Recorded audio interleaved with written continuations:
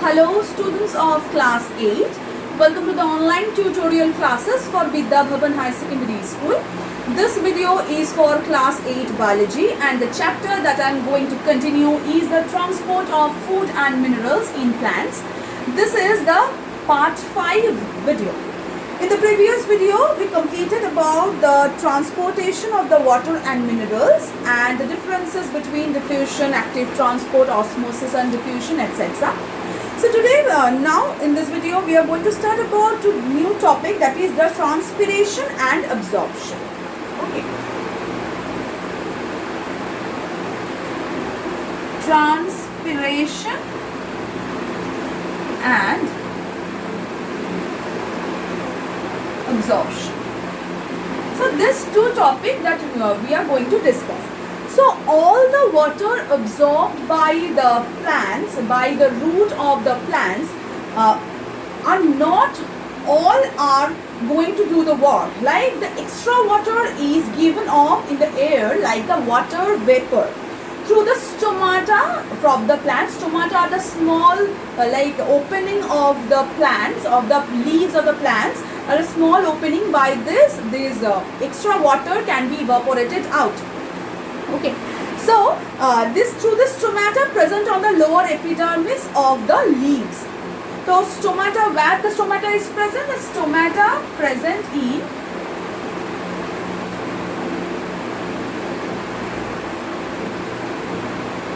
lower epidermis of leaves. So what is the transpiration? Let's know about the definition of the transpiration.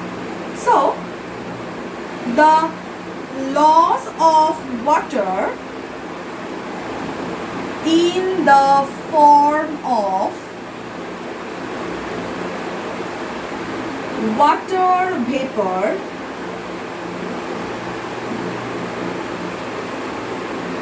through the stomata of leaves and other aerial parts of the leaves or of the plants actually is called the transpiration. Okay, so it is the definition of the transpiration. That means the water that coming out from the small pores of the stomata and as well the other aerial parts of the plants, and they are evaporating. So beside the stomata, transpiration also occurs through the lenticles, which are the tiny pores on the surface of the stem also. Okay, and the cuticles, which are the waxy layer found on leaves. So with the stomata, it is also can be happen from the lenticles and also by the cuticles. Okay, these two are the also opening by which the extra water can be transpirated out. So there is a direct relationship between the absorption and the transpiration. So as water is lost through transpiration, more water is absorbed as more water is required. So if the extra water has been already go out from the plant cell, so they need some more water, so the absorption rate will be increased. This creates a suction pressure of that pools of water from the xylem, from the root, and to the stem and then to the leaves. It is called the transpiration pool. Okay, it is called the transpiration pool.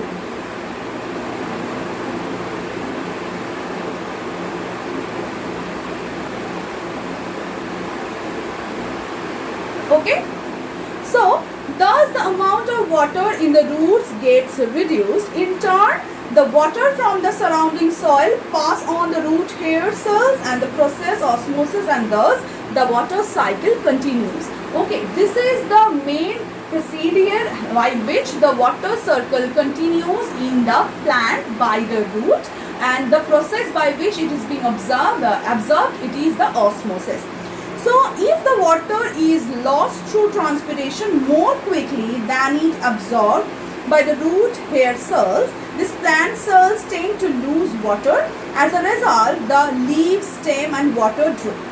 This is called wilting. So by the process, when the absorption rate is lower than the transpiration, then the leaf, stem and water flowers droops. This is called wilting.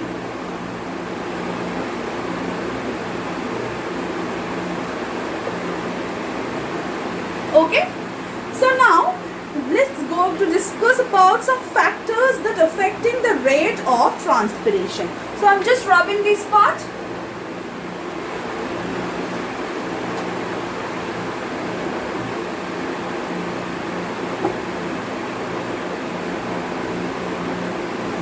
So we are going to discuss about the factors affecting rate of transpiration. Okay, so let's discuss about the factors. The first factor is sunlight. So here the rate of transpiration is more during the daytime because the stomata is open and the stomata remain closed at night, so then the transpiration rate got decreased. The second point is the temperature. So the rate of transpiration is more in hot than compared to the cold days. So if the atmosphere is hot, then the transpiration rate will be increased. The third is wind. The transpiration rate is more if the wind is blowing heavily, because the water vapors can be easily removed from the plants, from the leaves, and then the next transpiration can be happen. So if the wind is more, then the transpiration rate will be more. The next is humidity. So if the air is humid, the transpiration will be low. Okay. So if the sunlight is high, then it will increase. If the temperature is high, it will be increased. If wind is high, it will be increased. But if humidity is high, it will be decreased. Okay. Now we are going to discuss about the importance of the transpiration. So when there is a rapid loss of the water vapor from the plant's aerial parts, it brings down its temperature, so it gives the cooling effect. The next is ascent of the sap and distribution of the minerals. The transpiration results in the development of the low water potential in the leaf tissues. Thus, water moves from the xylem tissue to the leaf cells, and this helps to the ascent of sap. That means the absorption of the sap or the liquid, or you can say the water mixed with the minerals from the soil to the tip. Minerals ion also move up along with the water due to the transpiration pool. The transpiration pool I have already been discussed. Next, the removal of the excess water. Plants absorb more water than it requires. So it is very much important, the transpiration is very much important to help them to remove the excess water from their body. Okay, so I discussed about that. In the next video we are going to discuss about the translocation of the food from leaves. Till then, thank you.